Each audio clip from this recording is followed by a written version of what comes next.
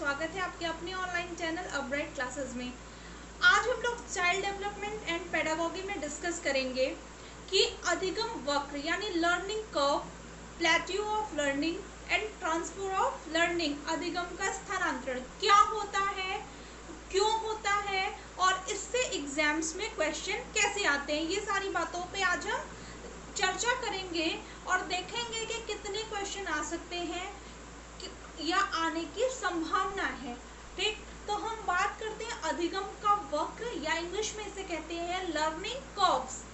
अधिगम के वक्र सीखने की मात्रा, गति, उन्नति, अवनति को दर्शाते हैं। देखिए, आपने ग्राफ पढ़ा होगा। ग्राफ में आपको क्लियर पता लगता है कि कब आपने कितने पैसे खर्च किए, किसका स्ट्राइक रेट कितना है, सारी चीजें जैसे ग्राफ होता है इसी तरह ये क्या है, लर्निंग का ग्राफ है कि कब आपके सीखने की जो क्षमता है वो एक समान चल रही है, कब आप स्लो सीखते हैं, कब आप टाइम के अकॉर्डिंग जल्दी सीखते हैं। ये ग्राफ होता है। अधिगम वक्र जो होता है ना, लर्निंग कर्व्स, कब आपका ग्राफ एक स्ट्रेट लाइन में जाता है, कब एस शेप में जाता है, कब जो है कि मूवमेंट लेता है कैसा, ये सारी बातें हम जानते हैं इसमें।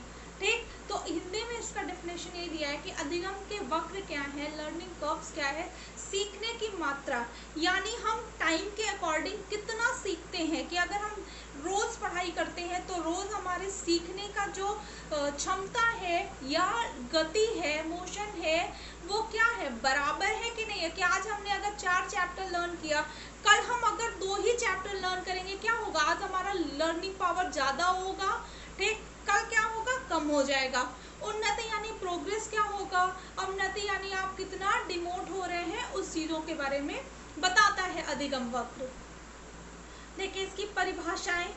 अधिगम का वक्र किसी दी हुई क्रिया में उन्नति या अवनति का कागज पर विवरण है, जो अभी हमने आपको बताया कि क्या है ये लर्निंग, आपकी लर्निंग कैपेसिटी कैसी चल रही है, आप टाइम के अकॉर्डिंग सही जा रहे हैं कि नहीं जा रहे हैं, या केवल आप एक्साइटमेंट में एक दिन बहुत ज़्यादा पढ़ ली, अगले दिन बिल्कुल नहीं पढ़े। ठीक, जैसे जो लोग सिविल की तैयारी करते हैं उनकी क्या ग्राफ होते हैं, उनका ग्राफ एक जैसा रहता है, वो अपने टाइम मैनेजमेंट बहुत अच्छा करते हैं अपना, और उनको पता होता है, या सिविल ही क्यों, आजकल तो हर एग्जाम्स को देख लीजिए, अगर कोई अच्छा स्टूडेंट है, लेबरियस है, तो वो क्या करेगा, एक टाइम मैनेजमेंट बनाएगा और देखेगा कि अगर हमें डेली 6 घंटे, 7 घंटे, 4 घंटे, व्हाटएवर जितना वो चाहता है उतना पढ़ना है, तो कैसे पढ़ना है, कितने घंटे क्या पढ़ना है, कैसे हमें कितना टारगेट सेट है कि आज ये चैप्टर फिनिश ही करना है कि नहीं करना है, ये सारी बातें इस अधिगम वक्र यानी लर्निंग कर्व्स में एक ग्राफ के थ्रू बताई जाती हैं। स्किनर ने भी यही बताया है। ठीक, आगे है गेट्स व अन्य। अधिगम वक्र सीखने की क्रिया से होने वाली गति और प्रगति को व्यक्त करता है। ठीक, सेम बात है कि अधिगम वक्र क्या होता है, लर्निंग कर्व्स क्या दिखाता है कि आप किस स्पीड से सीख रहे हैं, और क्या करता है, आप उस स्पीड से जो सीख रहे हैं उसमें आपका प्रोग्रेस हो रहा है कि नहीं हो रहा है। आप एक ही चैप्टर डेली पढ़ रहे हैं और बिना मन से पढ़ रहे हैं, तो क्या होगा, उसमें आपका कोई प्रोग्रेस नहीं होगा। लेकिन अगर आपने एक ट्रिक से पढ़ा या ज़्यादा एक नोट्स बना के पढ़ा किसी चैप्टर को, तो वो क्या होगा, एक चैप्टर अगर आज आपने एक बार पढ़ लिया, प्रॉपर नोट्स बना लिया, तो फ्यूचर में क्या होता है, वो नोट्स एक बार जैसे ही आप रिवाइज करेंगे वो सारे चैप्टर्स आपको एकदम रिमाइंड हो जाएंगे सारी चीज़ें। ठीक, तो गेट्स ने यही बात बताई है। आगे देखें, रैमर्स ने क्या बताया है, सीखने का वक्र किसी दी हुई क्रिया की आंशिक रूप से सीखने की पद्धति है।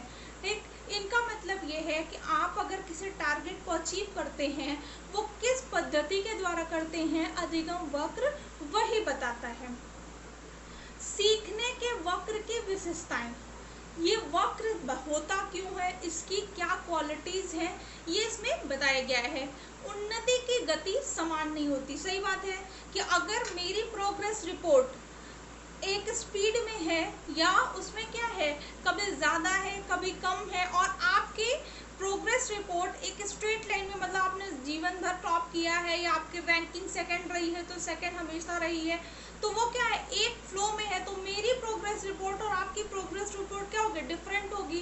और ऐसे भी किसी क्लास में हर स्टूडेंट की प्रोग्रेस रिपोर्ट एक दूसरे से डिफरेंस होती है, डिफरेंट होती है। तो इसमें यही बताया गया कि उन्नति की गति समान नहीं होती है, हर कोई अलग तरीके से उन्नति यानी प्रोग्रेस करता है, कोई जल्दी करता है, कोई लेट करता है, कोई लेट करता है लेकिन वो लॉन्ग टाइम तक उसकी प्रोग्रेस अच्छी रहती है। जैसे एक एग्जाम्पल लीजिए, अगर किसी ने तैयारी की और उसने क्या किया, SBI क्लर्क निकाल लिया, और किसी ने वो 6 महीने में निकल गया SBI क्लर्क, ठीक, लेकिन किसी ने 5 साल तैयारी की और 5 साल बाद वो IAS बना, तो प्रोग्रेस, उसकी प्रोग्रेस अलग हो गई और उसकी प्रोग्रेस अलग हो गई। क्यों? क्योंकि दोनों के टारगेट अलग अलग थे। प्रारंभिक अवस्था में अंतिम अवस्था की तुलना में उन्नति की गति बहुत अधिक होती है। बिल्कुल सही बात है। देखिए क्या होता है, जब आप स्टडी स्टार्ट करते हैं, किसी एग्जाम की प्रिपरेशन स्टार्ट करते हैं, तो क्या होता है, उस टाइम आप बेसिक से स्टार्ट करते हैं, लेकिन जब आप पढ़ना शुरू करते हैं तो धीरे धीरे क्या होता है, आप नॉलेज गेन करने लगते हैं और उसे यूज़ करने लगते हैं। तो क्या होता है, जब आप स्टार्ट करते हैं और आप जब एंड करते हैं, दोनों में प्रोग्रेस रिपोर्ट क्या होगा, आपका कहीं ना कहीं बढ़ता है और बहुत तेजी से बढ़ता है। ठीक, थर्ड पॉइंट देखते हैं, प्रारंभ में गति तीव्र होती है, यह एक सार्वभौमिक विशेषता नहीं है। मतलब कि शुरू में सब बहुत तेजी से सीखता है, स्पीड उसकी बहुत फास्ट हो, ऐसा जरूरी नहीं है। हो सकता है कोई धीरे सीखे लेकिन बाद में उसकी स्पीड क्या हो, बढ़ने लगे। फिर क्या बताया है, सीखने में प्रतिदिन उतार चढ़ाव आता है, पर सीखने की प्रगति एक निश्चित दिशा में होती है। हो सकता है, मान लीजिए अगर किसी को मैथ्स नहीं समझ में आती, तो वो क्या है, वो ज़्यादा टाइम लेगा उसको सीखने में, लेकिन किसी को SST बहुत अच्छे से आती है, तो वो क्या है, कम टाइम में वो चीज़ उसको लर्न हो जाएगी, वो समझ जाएगा इसे कैसे पढ़ना है, कहाँ से क्वेश्चन पुट अप होते हैं, ये सारी चीज़ें उसके दिमाग में कॉन्सेप्ट क्लियर हो जाएगा। तो डेली क्या होता है, ज़रूरी नहीं है कि डेली आप 8 घंटे पढ़ें और उस 8 घंटे में टाइम से मतलब नहीं, हो सकता है कोई 1 घंटा पढ़ के ज़्यादा सीख ले और कोई 8 घंटा पढ़ के उस 1 घंटे के बराबर वाले के पास भी ना पहुंच पाए। तो डेली जरूरी नहीं कि आज आपने 8 घंटे में 800 चीज़ें सीखी तो कल भी आप 8 घंटे में 800 चीज़ें सीखेंगे, हो सकता है कल आप 1200 चीज़ें सीख जाएं। तो डेली क्या होता है, आपका सीखना बढ़ता या घटता रहता है, लेकिन अगर आप एक सही दिशा में सीख रहे हैं तो वो क्या होगा, प्रोग्रेसिव दिखाएगा, हमेशा आपको आगे बढ़ाएगा।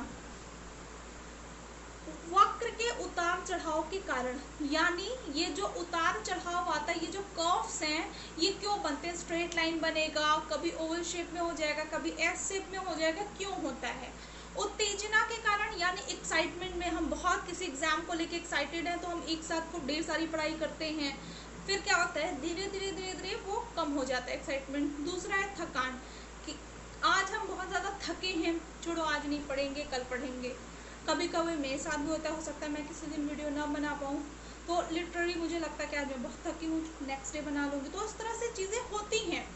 ठीक, फिर है प्रोत्साहन, किसी ने आपको बहुत ज़्यादा मोटिवेट कर दिया या किसी को देख के आप मोटिवेट हो गए। अगर किसी ने कोई एक एग्ज़ाम निकाल लिया और आपको लगता है कि आप इतना पढ़ते हैं, आप में भी वो टैलेंट है, तो आप क्यों नहीं कर सकते। तो आप बहुत ज़्यादा किसी से मोटिवेट होके क्या करेंगे, सीखना शुरू करेंगे, पढ़ना शुरू करेंगे, पढ़ेंगे तो उससे सीखेंगे।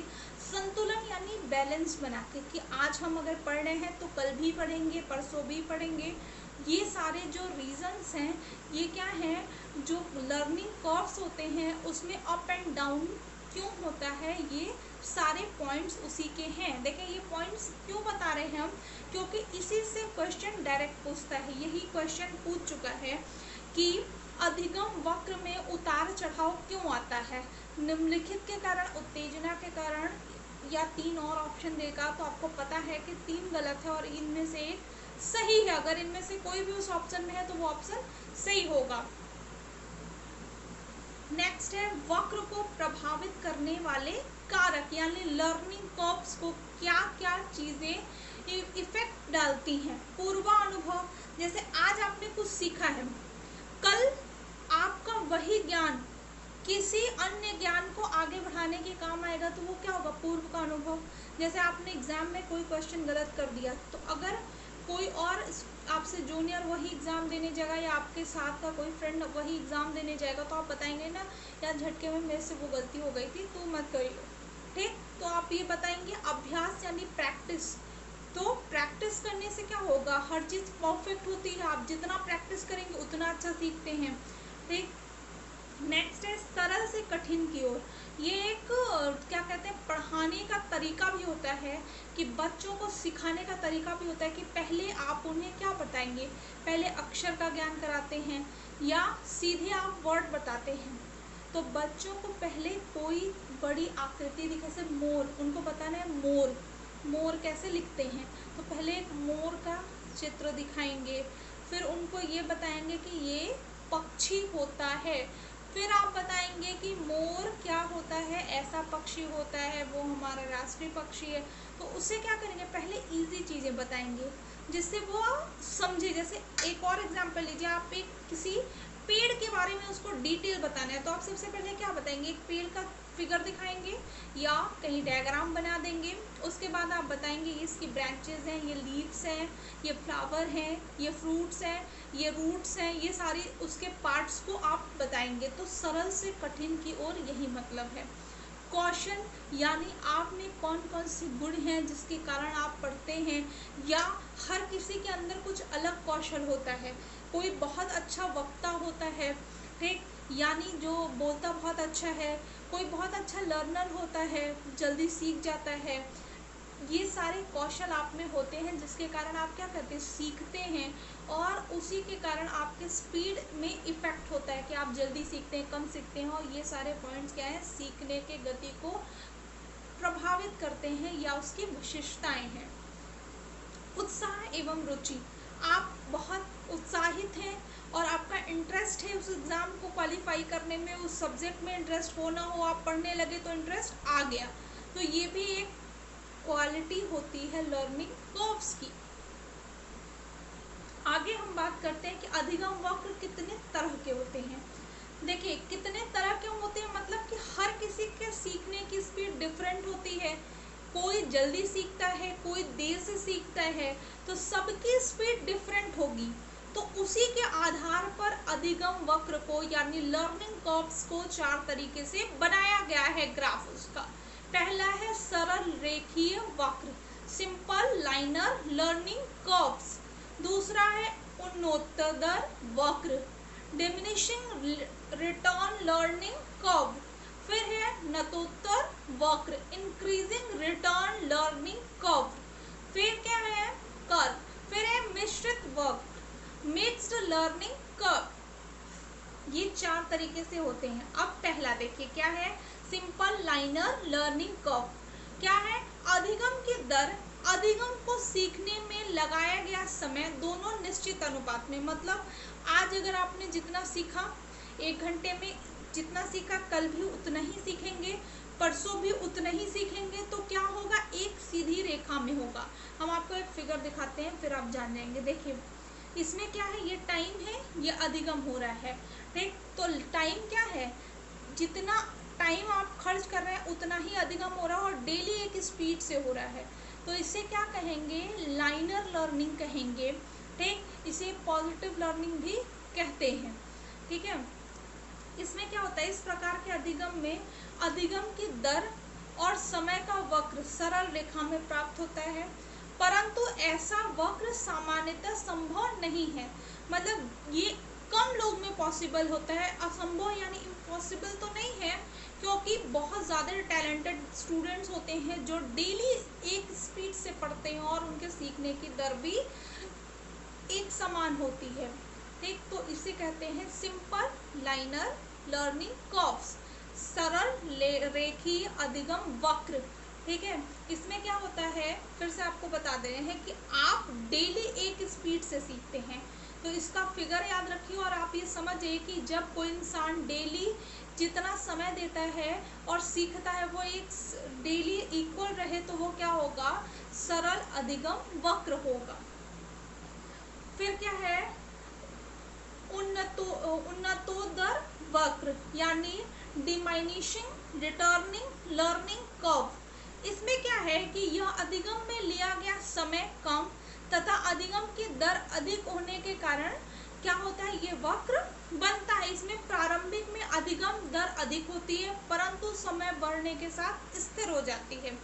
जैसे शुरू में आप बहुत तेजी से सीखते हैं, ठीक, आपने आज टाइम दिया तो बहुत तेज सीख रहे हैं, कल भी बहुत तेज सीख रहे हैं, परसों भी, लेकिन एक टाइम आएगा जब आप स्थिर हो जाएंगे, आपका ज्ञान ना घटेगा ना बढ़ेगा, इससे स्थिर हो जाएगा। तो शुरू में आपने क्या किया, बहुत ज़्यादा गेन कर लिया, बहुत ज़्यादा लर्निंग पावर थी आपकी, बहुत ज़्यादा सीख लिया और एक टाइम के बाद आप स्थिर हो गए, स्टेबल हो गए हो, हिल नहीं रहे हैं बिल्कुल, उसका आपका ज्ञान हिल नहीं रहा है।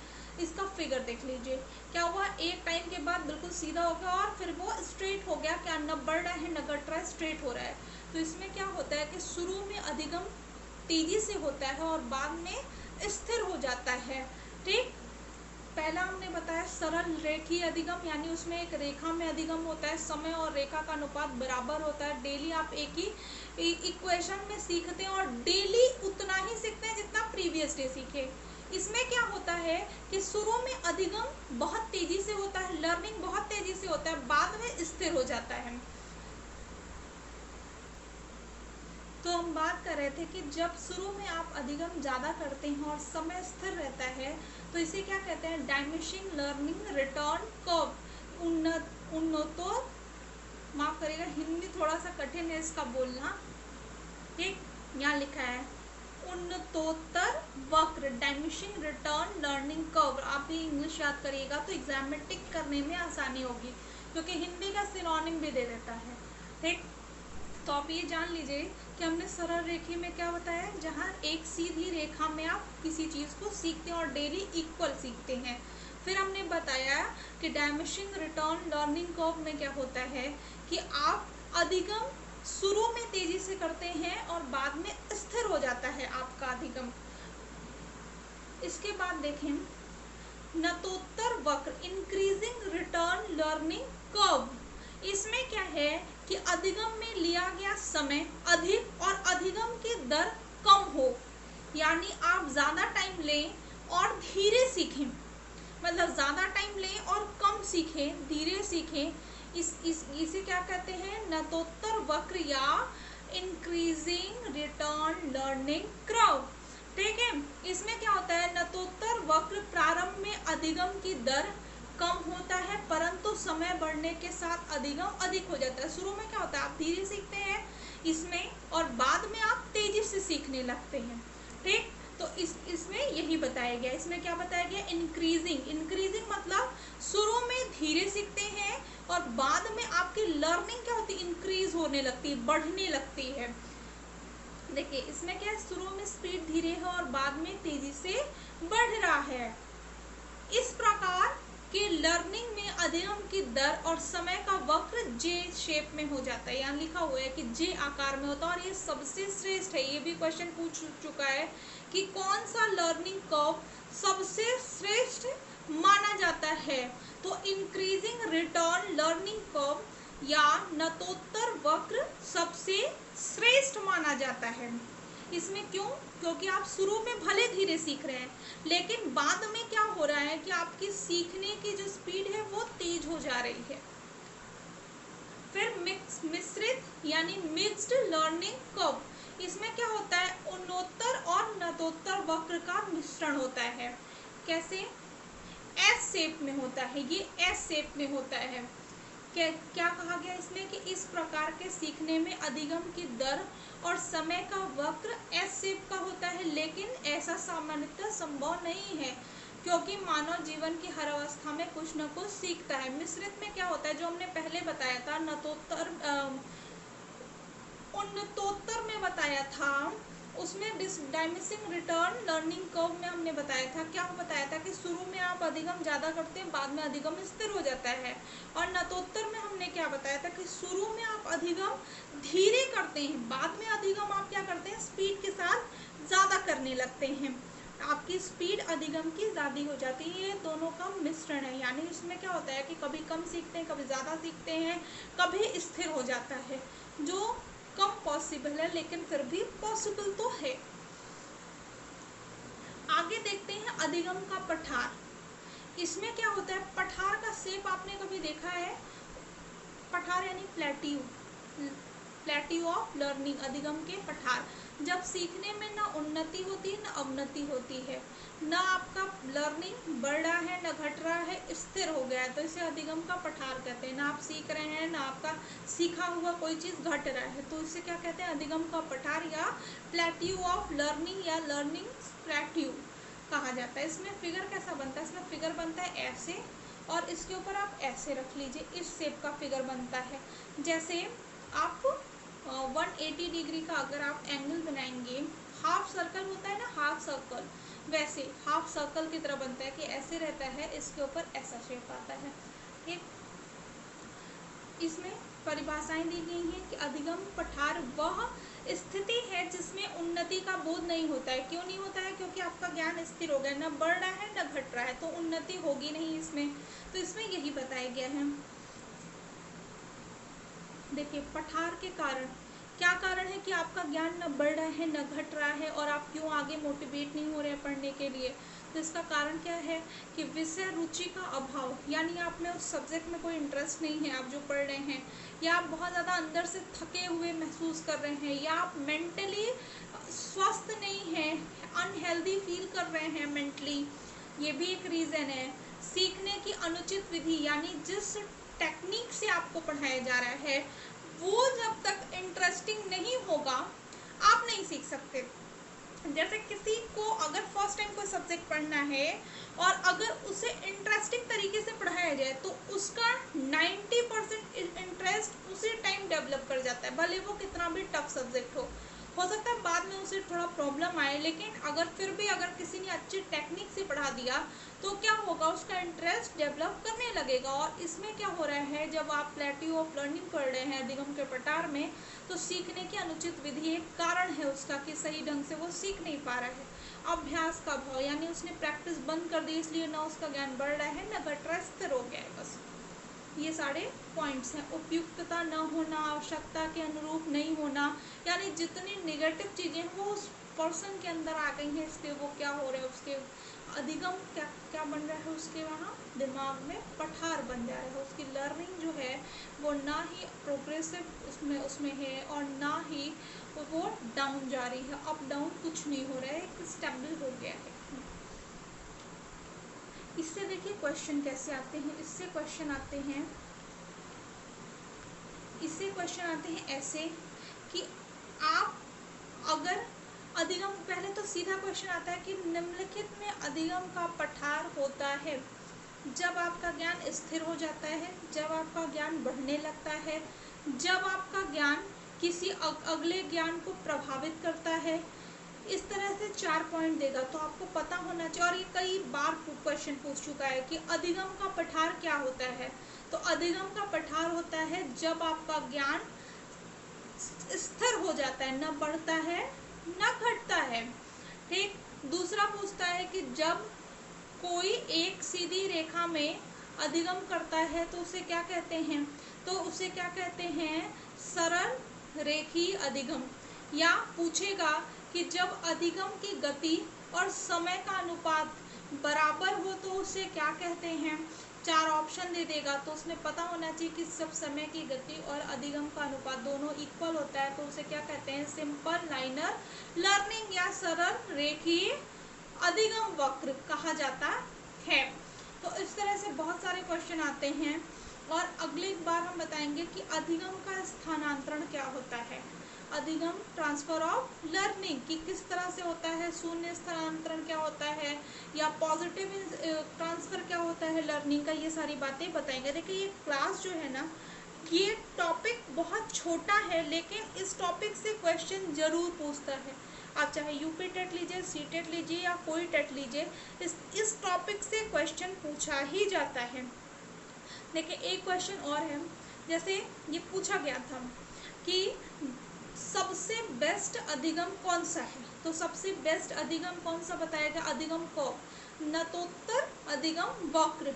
Take increasing return learning curve, उसमें क्या है, ये क्वेश्चन बार बार पूछा है और ऐसे पूछा है। एक तो यही पूछा है, दूसरा पूछा है कि जब व्यक्ति किसी कार्य को शुरू में धीरे धीरे सीखता है, लेकिन बाद में उसके सीखने की गति ज़्यादा तेज हो जाती है समय के अनुपात में। तो उसको क्या कहा जाता है, इस तरह के अधिगम को क्या कहा जाता है? तो आपको पता होना चाहिए कि इस तरह के अधिगम को नतोत्तर अधिगम या इंक्रीजिंग रिटर्न लर्निंग कर्व कहा जाता है। तो क्वेश्चन इस टॉपिक से ज़रूर पूछता है। टॉपिक छोटा है, थोड़ा सा ट्रिकी है, लेकिन आपको याद रखना चाहिए कि एस शेप का कब बनता है कर्व, जे शेप का कब कर्व बनता है, ये सारे पॉइंट आपको पता होने चाहिए। तो मिलते हैं हम अपनी अगली वीडियो में। इसके आगे हम बात करेंगे कि ट्रांसफ़र ऑफ लर्निंग क्या होता है। अगर आपको हमारी क्लास अच्छी लगे तो लाइक करिए, सब्सक्राइब करिए, कोई कमेंट हो तो कमेंट बॉक्स में कमेंट करिएगा। Thank you.